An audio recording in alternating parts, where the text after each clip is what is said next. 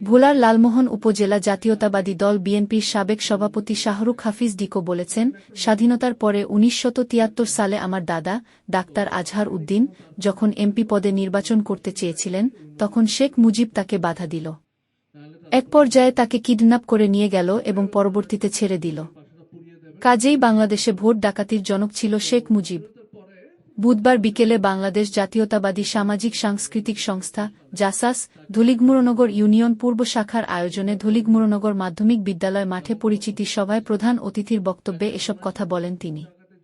JASAS ধুলিগমুড়নগর union পূর্ব শাখার সভাপতি মোহাম্মদ জাহাঙ্গীর আলমের সভাপতিত্বের সভায় আরও উপস্থিত ছিলেন উপজেলা বিএনপির সদস্য সচিব শফিকুল ইসলাম বাবুল, পঞ্চায়েত যুগ্ম আহ্বায়ক অধ্যক্ষ মোহাম্মদ ফরিদ উদ্দিন, ফয়সাল তালুকদার, সফিউল্লাহ হাওলাদার, পৌরসভা বিএনপির আহ্বায়ক ছাদেক মিয়া ঝান্টু, ঢাকা সুপ্রিম কোর্টের আইনজীবী অ্যাডভোকেট আমিনুল ইসলাম, উপজেলা জাসাসের সভাপতি মোহাম্মদ আজাদুর রহমান সহ আরও অনেকে উপস্থিত ছিলেন। স্বাধীনতার পরে আমার দাদা যখন এমপি ইলেকশন দাঁড়ালো ১৯৭৩ সালে, তাকে শেখ মুজিব বাধা দিল, তাকে কিডন্যাপ করে নিয়ে গেল এবং পরবর্তীতে ছাড়লো। কাজে বাংলাদেশের প্রথম ভোট ডাকাতের জনককে শেখ মুজিব। শেখ মুজিব বাকশাল তথা একনায়কতন্ত্র কায়েম করে দেশের ১২টা বাজিয়ে দিয়েছিল। এই বাকশালের সময় তার একজন প্রিয় লিডার ছিল, প্রিয় নেতা ছিল গাজী গোলাম মোস্তফা। সে ছিল বিরাট কম্বল চোর এবং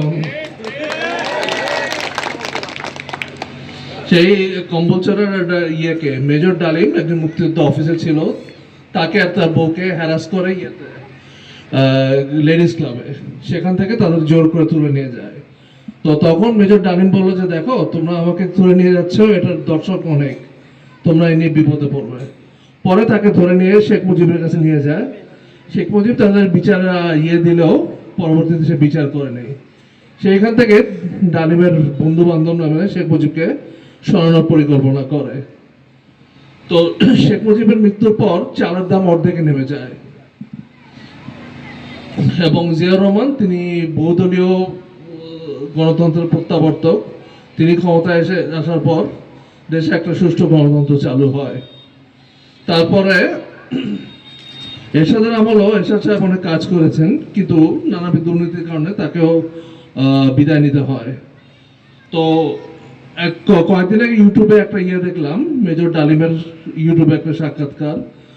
তো ওইখানে তাকে জিজ্ঞেস করা ছিল শেখ হাসিনা নিশ্চিত নিকৃষ্ট।